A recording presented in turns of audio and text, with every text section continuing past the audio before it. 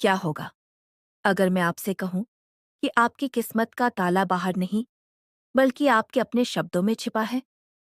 क्या होगा अगर सदियों पहले शिव पुराण में ऐसे मंत्र बताए गए हों जिनका जप केवल पूजा नहीं बल्कि आत्मा को जागृत करने का एक माध्यम माना गया हो? और क्या होगा अगर आज इस वीडियो तक आपका पहुंचना केवल एक संयोग न हो? कुछ लोग इसे भाग्य कहते हैं, कुछ लोग इसे महादेव की इच्छा और कुछ लोग इसे एक दिव्य संकेत मानते हैं। आज जो बातें आप सुनने वाले हैं वे केवल शब्द नहीं हैं, ये उस प्राचीन परंपरा का हिस्सा हैं जिसने अनगिनत शिव भक्तों को भगवान शिव की उपासना से जोड़े रखा है। लेकिन रुकिए, क्या आपने कभी सोचा है कि एक ही मंत्र का जप करने वाले दो लोगों के अनुभव अलग-अलग क्यों होते हैं? क्यों किसी के जीवन में गहरा आत्मविश्वास, शांति और सकारात्मक परिवर्तन दिखाई देता है, जबकि कोई व्यक्ति वर्षों तक जप करने के बाद भी बेचैन रहता है? क्या मंत्र में कमी होती है या जप करने के तरीके में? इन्हीं प्रश्नों का उत्तर जानने के लिए आज हम शिव पुराण और शिव भक्ति की प्राचीन परंपराओं की एक ऐसी यात्रा पर निकलेंगे जो केवल जानकारी नहीं बल्कि आत्मचिंतन का अवसर भी है।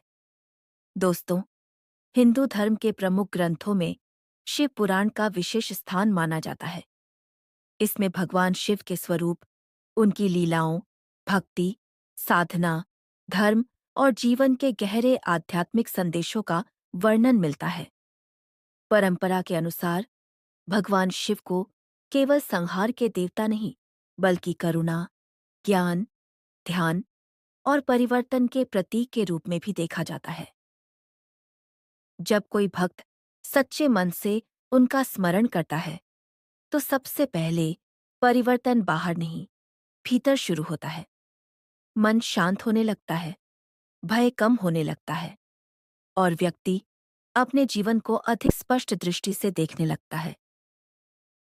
यही कारण है कि शिव मंत्रों का महत्व केवल धार्मिक अनुष्ठान तक सीमित नहीं माना गया, बल्कि उन्हें मन की एकाग्रता, श्रद्धा और आत्मिक अनुशासन का माध्यम भी माना गया है। लेकिन एक बात हमेशा याद रखिए, मंत्र कोई जादुई शब्द नहीं है जो बिना प्रयास के जीवन बदल दें।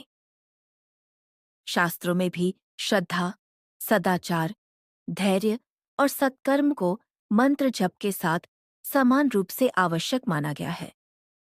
कहा जाता है कि जब मंत्र, भक्ति और अच्छे कर्म एक साथ जुड़ते हैं, तभी साधना का वास्तविक अर्थ प्रकट होता है।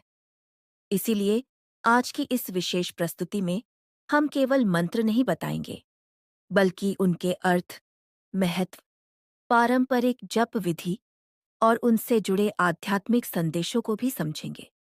और विश्वास मानिए, वीडियो का अंतिम भाग सबसे महत्वपूर्ण होगा, क्योंकि वहां हम उन सामान्य भूलों की चर्चा करेंगे जिन्हें अनजाने में बहुत से लोग दोहराते हैं।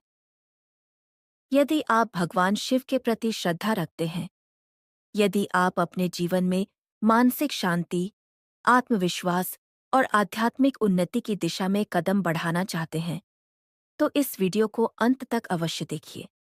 अब समय आ गया है उस प्रथम और सर्वाधिक प्रसिद्ध शिव मंत्र को जानने का, जिसे करोड़ों शिव भक्त अपनी दैनिक साधना का आधार मानते हैं। आइए, इस दिव्य यात्रा का पहला द्वार खोलते हैं। कल्पना कीजिए, एक ऐसा मंत्र जिसे हजारों वर्षों से ऋषि, योगी और करोड़ों शिव भक्त श्रद्धा के साथ जपते आए हैं। एक ऐसा मंत्र जिसे पंचाक्षरी मंत्र कहा जाता है। एक ऐसा मंत्र जिसका उच्चारण करते ही मन स्वतः भीतर की ओर मुड़ने लगता है। वह मंत्र है ओम नमः शिवाय। सिर्फ 5 अक्षर, लेकिन इनके भीतर समाया हुआ है एक गहरा आध्यात्मिक संदेश। अब प्रश्न उठता है, इस मंत्र का वास्तविक अर्थ क्या है? ओम को सृष्टि की आदि ध्वनि माना गया है। वैदिक परंपरा में यह संपूर्ण ब्रह्मांड की चेतना का प्रतीक है। नमः का अर्थ है नमन करना, अहंकार का त्याग करना और विनम्रता के साथ समर्पित होना। और शिवाय का अर्थ है भगवान शिव को, जो कल्याण, चेतना और मंगल के प्रतीक माने जाते हैं। इस प्रकार ओम नमः शिवाय का भावार्थ है, मैं अपने अहंकार को त्याग कर कल्याणमय शिव को नमन करता हूँ। यही कारण है कि इस मंत्र को केवल शब्दों का समूह नहीं, बल्कि आत्मसमर्पण का मंत्र माना जाता है। शिव भक्ति की परंपरा में कहा जाता है कि जब मनुष्य बार बार इस मंत्र का जप करता है, तो वह स्वयं को ईश्वर के प्रति अधिक विनम्र और जागरूक बनाता है। धीरे धीरे मन की चंचलता कम होने लगती है, क्रोध पर नियंत्रण बढ़ सकता है और ध्यान में स्थिरता आने लगती है। यही इस मंत्र की सबसे बड़ी आध्यात्मिक शक्ति मानी गई है। अब आइए जानते हैं कि इस मंत्र का जप किस प्रकार किया जाता है।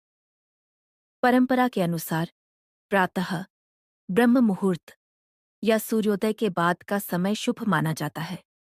यदि यह संभव न हो, तो संध्या के समय भी श्रद्धापूर्वक जप किया जा सकता है। जप से पहले स्नान कर स्वच्छ वस्त्र धारण करना उत्तम माना गया है। यदि आपके घर में शिवलिंग या भगवान शिव का चित्र हो, तो उसके सामने दीपक जलाकर बैठ सकते हैं। बैठते समय यथासंभव आपका मुख पूर्व या उत्तर दिशा की ओर हो। रीढ़ सीधी रखें। कुछ क्षण सामान्य श्वास लें और फिर शांत मन से मंत्र का उच्चारण आरंभ करें। ओम नमः शिवाय, ओम नमः शिवाय, ओम नमः शिवाय। यदि आपके पास रुद्राक्ष की माला हो, तो परंपरा के अनुसार 108 बार जप किया जा सकता है। लेकिन यदि माला उपलब्ध न हो, तो भी सच्ची श्रद्धा और एकाग्रता के साथ किया गया जप महत्वपूर्ण माना जाता है।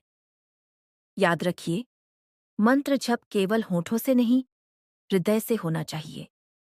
यदि मन इधर-उधर भटक रहा है, तो पहले कुछ क्षण गहरी श्वास लेकर स्वयं को शांत करें। फिर धीरे-धीरे मंत्र का जप करें। कई लोग पूछते हैं, क्या ओम नमः शिवाय का जप कोई भी कर सकता है? शिव भक्ति की परंपरा में इस मंत्र को अत्यंत सरल और सार्वभौमिक माना गया है। श्रद्धा और सम्मान के साथ कोई भी व्यक्ति इसका स्मरण कर सकता है। हालांकि यदि आप किसी विशेष अनुष्ठान, दीर्घकालीन साधना या दीक्षा से जुड़े जप करना चाहते हैं, तो योग्य गुरु का मार्गदर्शन लेना उचित माना जाता है। अब एक और महत्वपूर्ण बात, बहुत से लोग केवल परिणाम की इच्छा से मंत्र जपते हैं। लेकिन शास्त्रों में बार बार बताया गया है कि मंत्र का उद्देश्य केवल भौतिक लाभ नहीं, बल्कि मन की शुद्धि और ईश्वर के प्रति समर्पण भी है। जब जप के साथ धैर्य, सदाचार और अच्छे कर्म जुड़ते हैं, तभी साधना का वास्तविक अर्थ प्रकट होता है। अब तक आपने जाना ओम नमः शिवाय का अर्थ, उसका आध्यात्मिक महत्व और पारंपरिक जप विधि। लेकिन यह तो केवल शुरुआत है। अब हम आगे बढ़ेंगे भगवान शिव के एक ऐसे मंत्र की ओर, जिसे रुद्र स्वरूप से जोड़ा जाता है और जिसकी महिमा का वर्णन अनेक ग्रंथों में मिलता है। आइए अगले भाग में जानते हैं ओम नमो भगवते रुद्राय नमः का गूढ़ अर्थ और उसका आध्यात्मिक महत्व। हर हर महादेव। अगर आपको शिव से जुड़ी जानकारी अच्छी लगी हो, तो लाइक, शेयर और कमेंट करके बताना। आगे की जानकारी दूसरी वीडियो में लेकर आऊंगी। और प्लीज चैनल को सब्सक्राइब जरूर कर लेना। हर हर महादेव।